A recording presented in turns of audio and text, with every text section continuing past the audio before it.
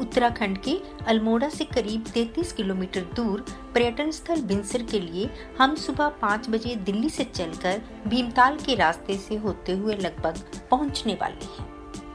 शहरी भागदौड़ से दूर बिनसर अपने प्राकृतिक सौंदर्य, तेंदुआ, भालू, लोमड़ी, बार्किंग हिरन इत्यादि वन्य जीवों और पास ही के प्रसिद्ध मंदिरों के लिए जाना जाता है।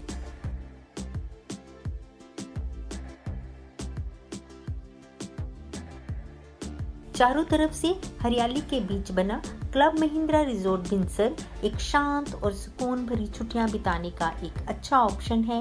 हालांकि अब बिनसर में अन्य होटल्स के भी कई विकल्प मौजूद हैं।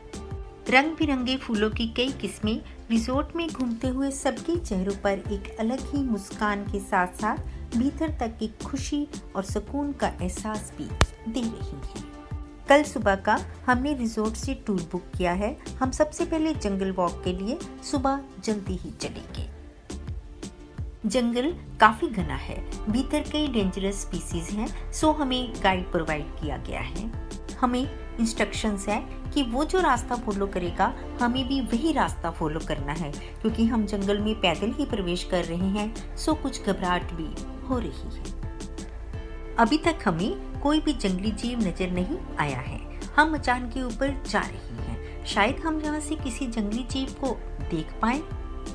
मुझे लगता है कि गाइड हमें जंगल के कोर एरिया में लेकर नहीं जाएगा, परंतु चलते हुए जरा सा भी अगर हम सब एक दूसरे की आंखों से ओझल हो जाएं, तो मारे डर के पसीना आ जाता है और एक दूसरे से दूरी बनाने से रास्ते से भटक भी सकते हैं। सो गाइड के आसपास ही है। मैं पर्सनली लेपर्ड या भालू से तो कोई मुलाकात नहीं करना चाहती, सो एक बेचैन लोमड़ी और कुछ बड़े साइज के लंगूर, मुझे लगता है इनसे ही मुलाकात काफी है। अब हम कुछ ऐसी प्राकृतिक गुफाओं की तरफ जा रहे हैं जिनको आदि मानव ने अपना आश्रय स्थल बनाया था।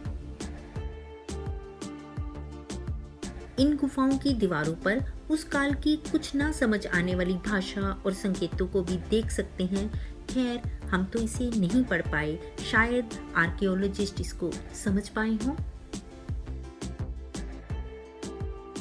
बिनसर वाइल्ड लाइफ सेंचुरी से 4 किलोमीटर की दूरी पर अल्मोड़ा के चितई नामक स्थान पर गोलू देवता का मंदिर है। गोलू देवता को न्याय का प्रतीक माना जाता है। मान्यता है कि यहाँ पर अर्जी लगाने से तुरंत न्याय मिलता है। मनोकामना पूर्ण होने पर भक्त यहाँ पर घंटी भी बांधते हैं। उत्तराखंड को देवभूमि भी कहा गया है। ऐसी भूमि यहाँ पर देवी देवता निवास करते हैं। मंदिर में चारों तरफ छोटी बड़ी हर साइज की घंटियां देखी जा सकती हैं। गोलू देवता टेम्पल से 27 किलोमीटर दूर जागेश्वर धाम भगवान शिव और अन्य देवी देवताओं को समर्पित मंदिरों का एक समूह है। जागेश्वर धाम शिव के 12 ज्योतिर्लिंगम में से 8वें स्थान पर है। भगवान शिव की तपस्थली के साथ साथ पंचांग पुराण के अनुसार शिवलिंग की पूजा भी यहीं से आरंभ हुई। एक मान्यता के अनुसार भगवान श्री राम के पुत्र लव कुश ने सभी देवी देवताओं को आमंत्रित कर यहाँ पर एक यज्ञ का भी आयोजन किया था।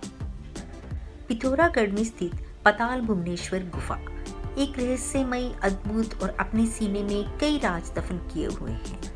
काफी संकरे, चिकने और अंधेरे रास्ते में संगली के सहारे उतरना पड़ता है। हमने देखा कि कई पर्यटक इस खतरनाक रास्ते को देखकर ही वापस हो गए, परंतु हमने हिम्मत करके इसमें प्रवेश किया तो पाया कि गुफा बेहद विशाल और भीतर में एक अलग ही दुनिया समेटे हुए है। गुफा में भगवान गणेश की सरकटी प्रतिमा है, जिसके ऊपर पता नहीं कहां से पानी लगातार गिर रहा है। भीतर एक ऐसा शिवलिंग है जिसकी लंबाई लगातार बढ़ती ही जा रही है। मान्यता है कि जिस समय शिवलिंग छत को छू लेगा, दुनिया समाप्त हो जाएगी। गुफा में हवन कुंड, 1000 पैरों वाला हाथी, ब्रह्मा जी का हंस, भगवान शिव की विशाल जटाएं, उनका कमंडल और खाल, प्रवेश द्वार पर नाग देवता का विशाल फन और भीतर के रास्ते में नाग देवता की रीढ़ की हड्डी पर ही चलते हुए कई रास्ते दिखाई देते हैं। एक मान्यता के अनुसार यहाँ से गुप्त रास्ता श्रीलंका को भी जाता है। एक रास्ता बिल्कुल नीचे पाताल लोक की तरफ भी जा रहा है, परंतु वहाँ काफी अंधेरा है और भीतर कहीं सांप और खतरनाक संरचना हो सकती है, सो उसमें कोई भी अभी तक नहीं गया। रिजोर्ट की तरफ से कई तरह की एक्टिविटीज में पार्टिसिपेट कर रहे हैं। River crossing, rock climbing, zorbing, सबका अपना ही एक अलग ही चार्म। हम सब ने आसानी से रिवर क्रॉस तो कर ली, परंतु अब असली चोर आजमाइश तो इस खड़ी चट्टान पर चढ़ने की है। बेटा तो काफी फुर्ती से और कुछ टेक्निक्स के चलते चट्टान के ऊपर और फिर नीचे भी पहुंच गया है। बिटिया सोच रही है, चढ़ना पड़ेगा, अच्छा चलो ट्राई करती हूँ। अरे भाई क्या जरूरत है चढ़ने की, पहले चढ़ो फिर उतरो, छोड़ो रहने दो। मुझे लगता है बेटी ने तो छोड़ ही दिया। खैर मैं कोशिश तो जरूर करूंगी। हे भगवान उठा ले। नहीं तो ना सही, मुझे भी अभी ऊपर जाने की कोई इतनी जल्दी नहीं। बेटा और पतिदेव दोनों जीत गए हैं, लेकिन हम माँ बेटी भी हारे थोड़ा हैं, बस हमारा मन ही नहीं था।